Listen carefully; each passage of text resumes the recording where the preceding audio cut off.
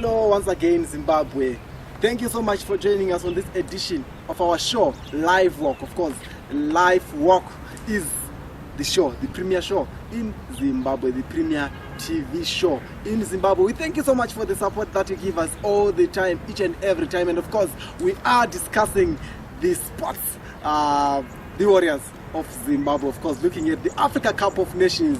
Dismissal performance indeed by the Warriors after we crashed out after that power-sapping 4-2 defeat at the hands of Tunisia. And of course, I have two gentlemen to discuss this issue today. I have Mr. John Makanyanga and of course, Mr. Leopold Munhende, two Harare-based journalists whom I have in the studio to discuss these issues today. And I hope you are indeed getting us clear wherever you are. I know that some of you are watching from as far as the United Kingdom, from as far as Australia, South Africa, we also have others who are watching us from in Zimbabwe, Chirezi, Muri, Sei, Ikoko. We thank you so much for the support that you give us. And of course, John, thank you so much for joining me. It's my pleasure, Mlo. And maybe the first thing you have to congratulate me of predicting correctly that Zimbabwe is going to bow out in the group stages.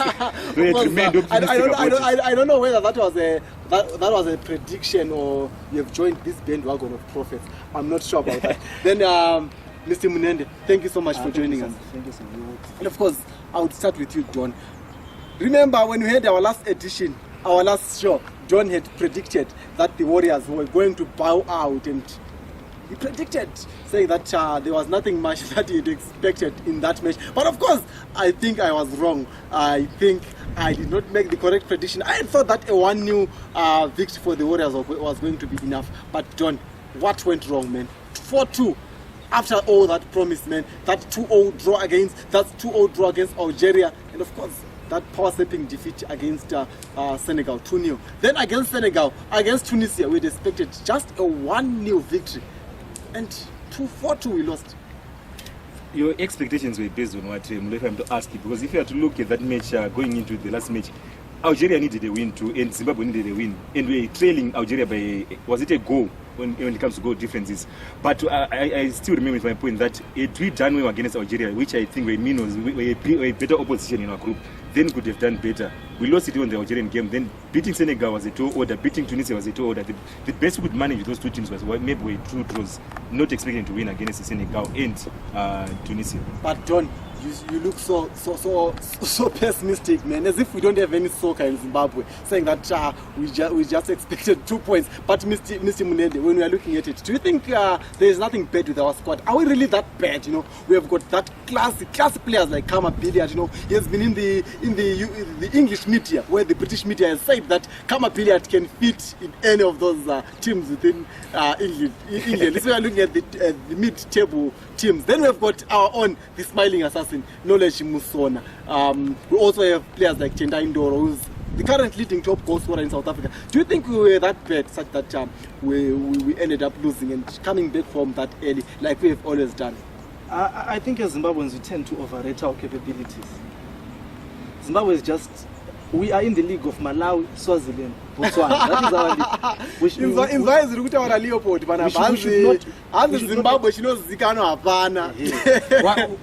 that is the reason why when we drew against Algeria in our first AFCON match, we celebrated. Mm-hmm. We did not expect to win. And when we saw that we could win, we now wanted to win. You see. And then against Senegal, yes, we wanted to win, but we were skeptical about it. And the same thing about Tunisia, we tended to overrate our capabilities. You look at Kama Billiard. Kama Billiard has dominated South African football, but he has still failed to go into Europe. He has still failed to break into Europe. So, Leopold, in other words, you're trying to say the problem that we have is that of players. Our players do not match the quality that is there. The likes of Sadio Mane, the likes of Mahrez. No, not just our players. Mm-hmm. Even our management. We are still way down the ladder. Still way down, and we should work ourselves. The moment we accept that we are below, the moment we accept our position in football, in Africa and the world, that is the only moment we can now work upwards. But once we start seeing ourselves as equals to Senegal and Algeria, we do not know the position we are in. Zimbabwe against Tunisia, of course we had hoped for a 1-0 victory, but from what we saw, 4 goals in the first half, That was clear. If I'm to, That was if clear. I- Of if I course, to come in, we are totally dismissing to say that our management is so bad. Our players are so down. down. We do not have a coach and everything. We are dismissing everything. But isn't there anything good? Did we not have a chance? Maybe before you come into, did we not have a chance, Leopold? We did not have a chance. We did not have a chance. Even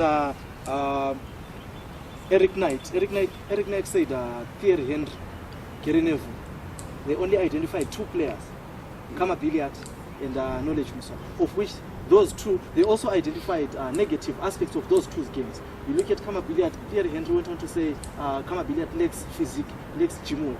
You see? So he's not a total player. Knowledge Msona might have scored, but he's not a total player at the same time. You can never compare Knowledge Msona to Sadio Mane. You can never compare Kama Billiard to Mahrez. They are worlds apart. We should be winning the COSAF. Our players are worlds apart. And of course, Leopold dismissing to say that our players are just way below par. And of course, we are listening to Lifewalk. Life is a journey. And of course, we are discussing that journey. It is the Warriors' performance at the Africa Cup of Nations, that is in Gabon, where we were voted out. After that 4-2 loss against Tunisia, John, you wanted to come in there. Leopold is saying that we just take the quality. I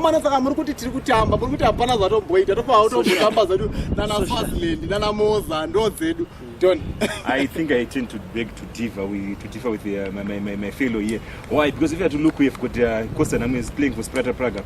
He has been in the Europa League. In the Europa League, and for so many occasions, he has been nominated among the best 11 of the Europa team. And to say with like quality, then that's Costa Namu. That is Costa Namu. We have got Musona. We have Kama Billiard. Musona is in Belgium. In Belgium, yes. The Belgian league is. Maybe if I'm to finish my point, Leo. Let him finish. If I'm to finish my point, Leo.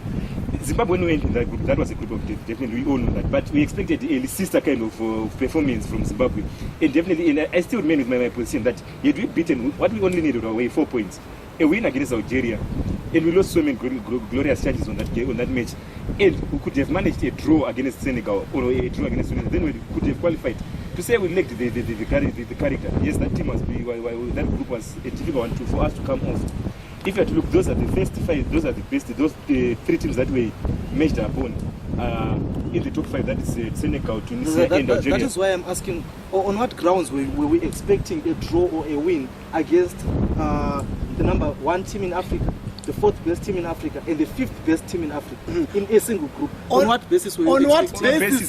To say, our tactics, if Pasuwa had proved these tactics quite well, if you have to look at all the matches, we considered in the early stages, and after that you try to come back to his game plan, and no goals. If you have to look at all the matches, the goals that we lost to were almost similar. That is the first half, maybe for Algeria, which until the last 10 minutes or so, that we went on a back foot and we lost. We had managed for a draw, but tactical, I think that's where we got it wrong. And definitely, if you have to look at the position of Costa Namu, we are speaking about the issue of tactics, and of course, I know that most of our viewers would like to know. We want us to discuss in terms of in-depth how our coach lost it tactically in terms of that particular match against Tunisia, especially that match against Tunisia, where we expected an outright victory. A 1-0 victory was going to be enough, as we all know that Senegal managed to hold.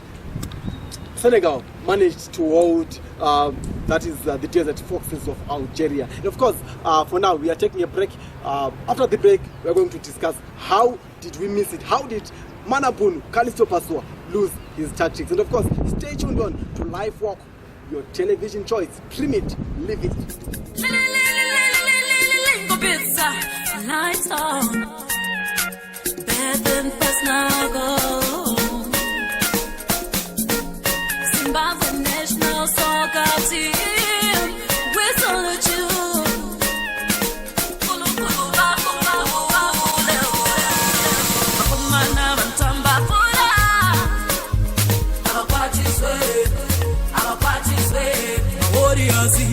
Anotamba Buddha, I'm a party's way, Bakumana.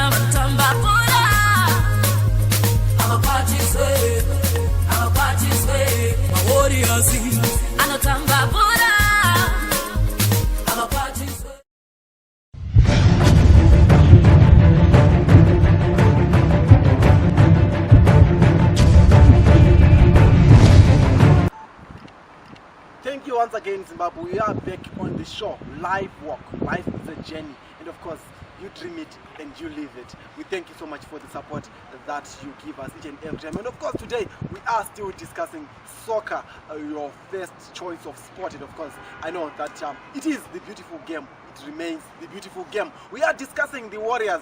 We all know how the Warriors suffered and crumbled at the last minute when everyone expected the Warriors to qualify to the quarterfinals for the first time in the history of Zimbabwean soccer, but it was never to be. And of course, it all remained a dream. We all hope that one day, the Warriors will qualify to the quarterfinals of the Africa Cup of Nations. And of course, I'm joined by two gentlemen here. There are two journalists, Mr. Leopold Munhende and Mr. John Makanyanga. And of course, these two gentlemen, they've all written for Zimbabwean newspapers, writing and specializing in sports. And of course, I thank you once again, Mr. Munhende and Mr. Makanyanga, for coming to the show. And of course, we want to discuss, like we said before the break, that we want to discuss the tactical issues surrounding our coach. And of course, a lot of people were complaining that we lost because Pasuwa lost it tactically. He could not plan, he could not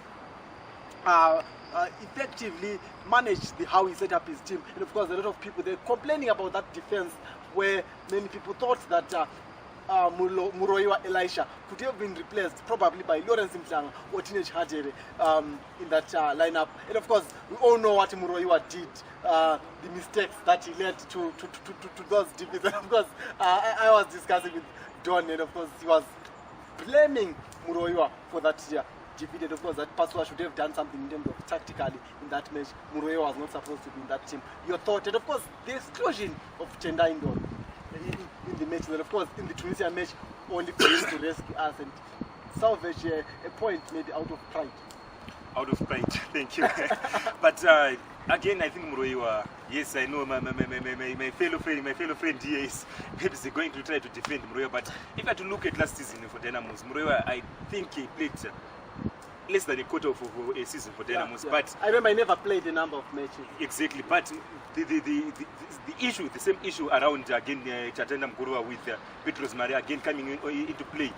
But for Muroiwa, I think he was a big letdown. But totally, our defense was a big letdown to the Africa Cup of Nations. Maybe was it the tactics of Pasuwa, the history-making Zimbabwean coach, to say the least. But I think he was exposed tactically. Look at the game against Algeria. Look at the game against Tunisia, against Senegal. I think his tactics, his formations were to blame for those matches. And for Muroiwa, I think he should have come in as a substitute to play for the whole night, for the 90 minutes.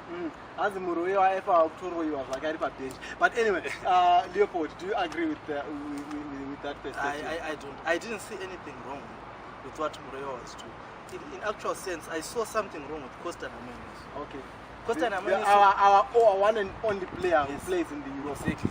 Costa Namenos was supposed to be the pillar which the Warriors needed, but he failed to do that. We saw that when you faced Mares in the first match. It was like